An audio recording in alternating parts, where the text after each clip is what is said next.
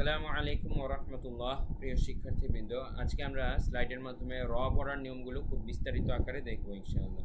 চলুন দেখি। রকে দুইভাবে পড়া যায়, কখনো মোটা আবার কখনো পাতলা। দুইভাবে পড়তে হয় জায়গা ভেদে আর কি, কখনো মোটা করে বা পুর করে, আবার কখনো পাতলা বা বারিক করে। তো মোটা র পড়ার নিয়মগুলো আমরা দেখি। মোটা র পড়ার অনেকগুলো নিয়ম রয়েছে, আমরা সবগুলো দেখি। দেখুন, র এর উপরে যদি জবর বা পেশ হয় তাহলে মোটা করে পড়তে হবে। যেমন রব্বানা, রুজিউ, মনে রাখবেন র এর উপরে জবর বা পেশ হলে মোটা করে পড়তে হবে। মানে বাংলা র এর মতো তখন আর থাকবে না। আমরা যেমন বলি রুটি, ঠিক আছে, রুটি, কিন্তু আরবি র মোটা করে পড়লে তখন আর রুটি এরকম র এরকম পাতলা থাকবে না, রুটি অনেকটা এরকম রুটি, ঠিক আছে। একটু পার্থক্যটা আশা করি বুঝতে পেরেছেন বাংলা দিয়ে বলে। তাহলে রুজি ও, রুজি ও, দেখুন মোটা করে র বলেছি। রব্বানা, আমি কিন্তু বাংলা র এর মতো বলিনি, একটু চাপ দিয়ে বলেছি রব্বানা। তারপরে দেখুন তাজদিদওয়ালা র এর উপরে জবর বা পেশ হলে মোটা করে পড়তে হবে। তো সেই একই নিয়ম আবার উপরে ফিরে, যদি জবর বা পেশ থাকে উপরে। আর রহমান, তারপরে দেখুন র সাকিনের ডানে জবর অথবা পেশ থাকলে ওই রকে মোটা করে পড়তে হয়। র এর উপরে যদি সাকিন থাকে তাহলে আমরা দেখবো এর ডানে কি আছে, জবর বা পেশ যদি থাকে তাহলে মোটা করে। যেমন ইয়ারহামু, তুরহামু, ঠিক আছে। র সাকিনের ডানে খালি আলিফ থাকলে এবং তার ডানে জের থাকলে ওই রকে মোটা করে পড়তে হয়। যেমন দেখুন, এই যে দেখুন র সাকিনের ডানে খালি আলিফ আছে এবং তারও ডানে জের আছে, এরকম যদি থাকে তাহলে এই রকে মোটা করে পড়ব। আমির তাবু, র একটু কাট হবে, অনেকগুলো নিয়ম এখানে, সমস্যা নেই, বুঝবেন। আর এই নিয়মগুলো আসলে মনে রাখা অতটা জরুরি না।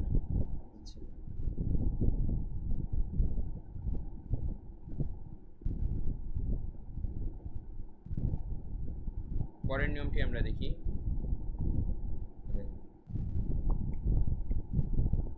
ওই চলে গেল, হঠাৎ করে চাপ লেগে কই জানি চলে গেল।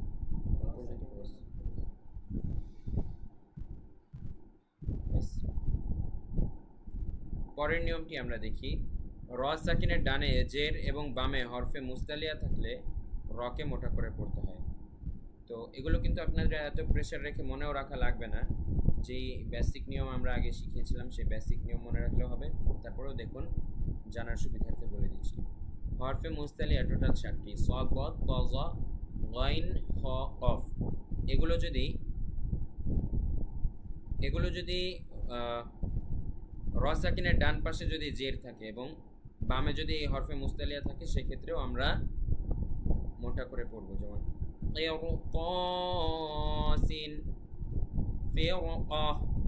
ঠিক আছে। তো ওয়াকফ অবস্থায় সাকিন তার আগের অক্ষরে জবর বা পেশ থাকলে মোটা করে পড়তে হয়।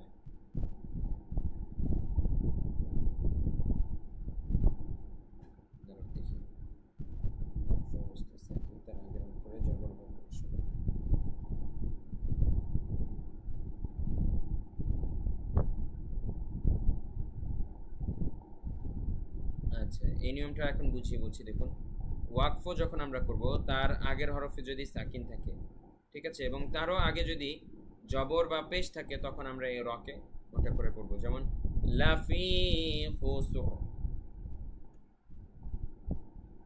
ওয়াকফ অবস্থায় সাকিন ও তার আগের অক্ষরও সাকিন।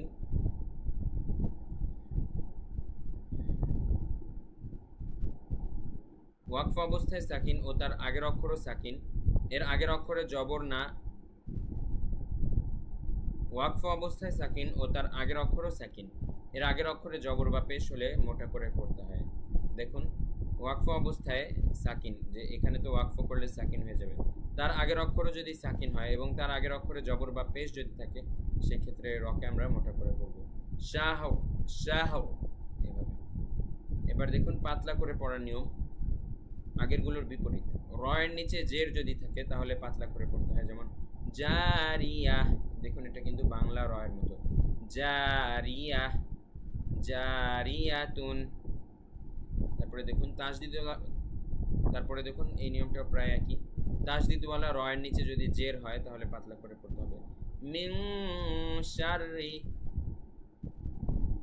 র সাকিনের ডানে জের এবং বামে হরফে মুস্তালিয়া না থাকলে রকে মোটা না থাকলে রকে হালকা করে পড়তে হয়। মিরফাক, ওয়াকফের কারণে রয়ের ডানে ইয়া সাকিন থাকলে বারিক করে পড়তে হয়, যেমন বাসির, নর্মাল নর্মাল র এখানে বাসির। ওয়াকফ অবস্থায় সাকিন ও তার আগের অক্ষরও সাকিন, এর আগের অক্ষরে জের হলে পাতলা করে পড়তে হয়, যেমন সিহর সিহর। এই ওয়াকফ করব, তার আগে যদি সাকিন থাকে, তার আগেও যদি জের থাকে, তাহলে এই শেষের রটাকে আমরা সাকিন করার সময় পাতলা করে পড়ব, সিহর। তো আশা করি রয়ের পুর এবং বারিক অর্থাৎ মোটা এবং পাতলা করে পড়ার নিয়মগুলো বুঝতে পেরেছেন।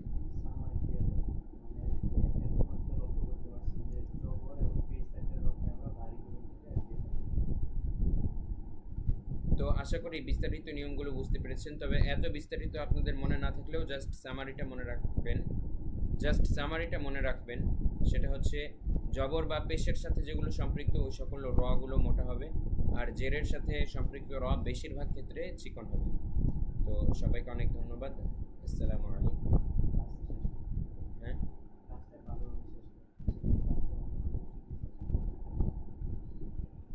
আশা করি ক্লাসটি আপনারা বুঝতে পেরেছেন।